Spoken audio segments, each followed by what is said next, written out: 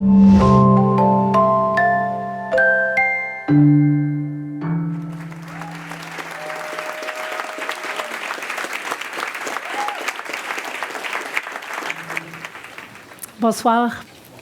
J'imagine que vous occupez un emploi ou que vous étudiez probablement pour un jour occuper un emploi. Hein, est-ce le cas? Oui. Eh bien, est-ce que vous accepteriez un jour d'occuper un emploi sans être rémunéré? Non? Non? Si oui, accepteriez-vous d'avoir un patron, de porter un uniforme de travail, d'avoir des collègues qui, eux, sont salariés, mais pas vous? Est-ce que vous accepteriez ça? Non. Est-ce que vous accepteriez que, grâce à vos efforts, vous permettiez à d'autres de tirer des profits? Vous l'avez répondu, j'imaginais aussi que la plupart d'entre vous répondraient non à cette question. Mais les personnes en situation de handicap sont présentes dans les milieux de travail. Malheureusement, elles ne sont pas toujours payées à leur juste valeur. Les conditions que je vous ai mentionnées en introduction sont souvent celles des personnes qui ont une limitation intellectuelle. Le travail, ça occupe une place très significative dans la vie des personnes qui ont une limitation intellectuelle ou non. Cependant, au Canada, le taux d'emploi de ces personnes est d'environ du tiers inférieur à celui de l'ensemble de la population au Canada. Pourquoi? Parce que majoritairement, à cause de notre tendance à chercher les candidats idéaux, cela fait en sorte que nous ne pouvons pas miser sur l'ensemble des talents de l'ensemble des employés et ça crée réellement un obstacle à la création de milieux de travail réellement inclusifs. Donc aujourd'hui, dans ma présentation, je vais vous parler de deux aspects. Donc d'abord, je vais vous parler en fait d'un modèle d'accompagnement en milieu de travail vers l'édification de ces entreprises qui veulent embaucher de façon plus inclusive. Et ensuite, je vous exposerai 4 caractéristiques essentielles. 4 caractéristiques essentielles qui sont communes chez les leaders d'entreprise qui veulent aussi bâtir des milieux davantage inclusifs. Au terme de cette présentation, j'espère que je vous aurai convaincu des bénéfices de l'embauche inclusive. J'ai consacré plusieurs années de ma carrière à intervenir auprès des employeurs afin que les populations plus marginalisées ou les populations plus vulnérables aient un meilleur accès au milieu de travail. Dans les 4 dernières années, je suis intervenue davantage auprès des employeurs afin de lutter contre les préjugés des personnes qui ont une déficience intellectuelle ou un trouble du spectre de l'autisme, un TSA. En fait, mes collègues et moi, nous sommes intervenus au niveau des entreprises afin que les personnes qui ont une déficience intellectuelle ou un trouble du spectre de l'autisme puissent être reconnues sur le milieu de travail, afin que ces personnes puissent faire valoir leurs réelles compétences. Comment? Au niveau d'une sensibilisation qui va au-delà de cette étape, afin que ces personnes-là aient un vrai salaire, de vrais emplois comme tout le monde dans l'entreprise. Je suis intervenue auprès d'un bon nombre d'employeurs. Un bon nombre d'employeurs m'ont dit « Il faut que je paye pour ce monde-là. Combien vous me payez? Pour intégrer ces personnes-là dans mon entreprise, bien, ce monde-là, les personnes qui ont une déficience intellectuelle ou un trouble du spectre de l'autisme, moi, je leur répondais que c'est d'aussi bons candidats que les autres employés dans l'entreprise. Il s'agit de faire quelques accommodements et que je peux les mettre en relation avec tout un bassin de candidats très talentueux. Les différentes actions du programme Prédisponible et Capable ont permis d'intervenir auprès des employeurs, de la détermination des besoins en termes de recrutement jusqu'au maintien en emploi de ces personnes pour que, d'une part, les employeurs trouvent des candidats de talent, mais que les personnes aussi puissent s'épanouir dans ces emplois-là, de vrais emplois, je vous l'ai dit, aux mêmes conditions que les autres employés dans l'entreprise. Heureusement, encore aujourd'hui, un bon nombre d'entreprises dans le monde accordent une réelle importance à la diversité et à l'inclusion. La diversité engendre la créativité. Plus une entreprise mise sur les compétences des personnes en situation de handicap, plus celle-ci est capable de s'adapter aux aléas, d'innover et de prospérer. Selon plusieurs recherches, selon des indicateurs, les entreprises qui sont plus diversifiées offrent un meilleur rendement comparativement à des milieux qui sont non adaptatifs. Ensuite, les caractéristiques essentielles qui sont communes aux leaders d'entreprise. J'ai constaté dans mon parcours qu'il y a 4 caractéristiques essentielles qui sont communes aux leaders d'entreprise. D'abord, la créativité, la flexibilité, la communication et la collaboration. Contrairement aux croyances populaires, les accommodements ne sont pas quelque chose de très coûteux en entreprise. Ça relève davantage de la volonté des leaders d'entreprise, de leur créativité et de leur flexibilité. L'inclusion, ça se définit dans ce processus-là, d'une part, entre une entreprise qui est capable de s'ajuster, une entreprise qui est aussi capable de se réajuster afin que les personnes en situation de handicap puissent avoir accès aux mêmes conditions que tout le monde dans l'entreprise.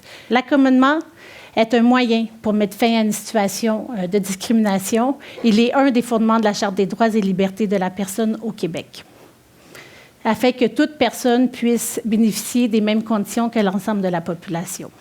Donc, des exemples d'accommodement. Par exemple, un accommodement pour une personne en situation de handicap pourrait être d'exiger que cette personne-là soit jumelée à un mentor dans l'entreprise. Ça pourrait aussi être de mettre en place un processus d'apprentissage graduel des tâches ou des activités que l'employé aura à cocher tout au long de la journée.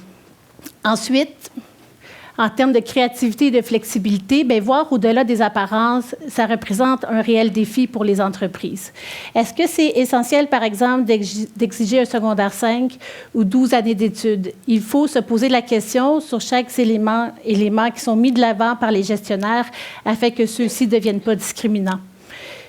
La troisième caractéristique essentielle, c'est la communication. Donc, la communication permet de passer de la parole aux actes. La communication aussi, c'est ce qui permet de mettre les accommodements en place dès le début du processus de sélection, du début du processus de recrutement. L'employeur doit aussi respecter la confidentialité, doit respecter la vie privée de la personne, mais doit aussi s'assurer de rencontrer ses obligations légales. Donc, une bonne pratique, par exemple, pourrait être une gestionnaire qui demande lors de l'appel pour une entrevue d'embauche si l'employé n'aurait pas des besoins particuliers et si pour cette personne-là, ça ne serait pas possible de mettre quelques accommodements en place afin que cette personne-là puisse démontrer ses habiletés comme toutes les autres personnes dans l'entreprise. Donc, c'est un exemple de communication. D'un autre côté, une bonne communication en entreprise qui permet aussi d'innover grâce à l'embauche inclusive pourrait être un autre exemple. Une gestionnaire qui annonce à son équipe l'arrivée d'une personne qui a une déficience intellectuelle.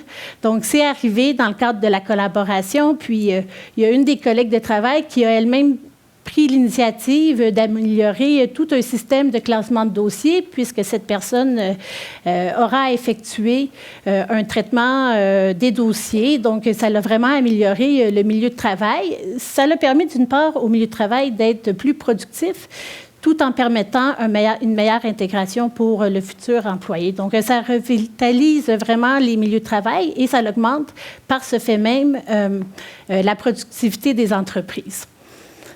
Finalement, en termes de dernière caractéristique, c'est la collaboration.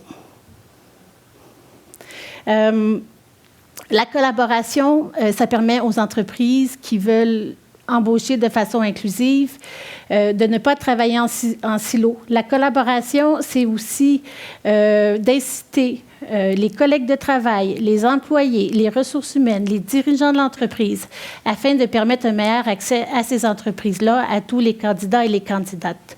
La collaboration, ça peut aussi être de collaborer avec les organismes d'employabilité. Vous savez, les personnes qui ont un trouble du spectre de l'autisme ou une déficience intellectuelle, c'est des personnes qui ont besoin de soutien dans leur vie quotidienne. Pour la majorité d'entre elles, elles pourraient aussi avoir un besoin pour se faire conseiller ou pour se faire accompagner dans leur recherche d'emploi.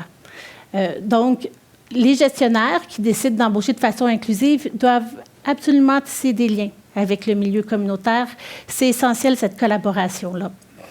Un des employeurs nous a mentionné dernièrement que l'arrivée de l'employé au sein de son entreprise, bien, ça l'a permis, d'une part, de revoir les processus d'embauche, mais ça l'a permis aussi de constater que cette personne-là, c'est vraiment un employé clé dans l'entreprise. Ça permet à tout le monde d'être davantage ouvert dans l'entreprise. Ça permet d'améliorer les processus, d'être très attentif.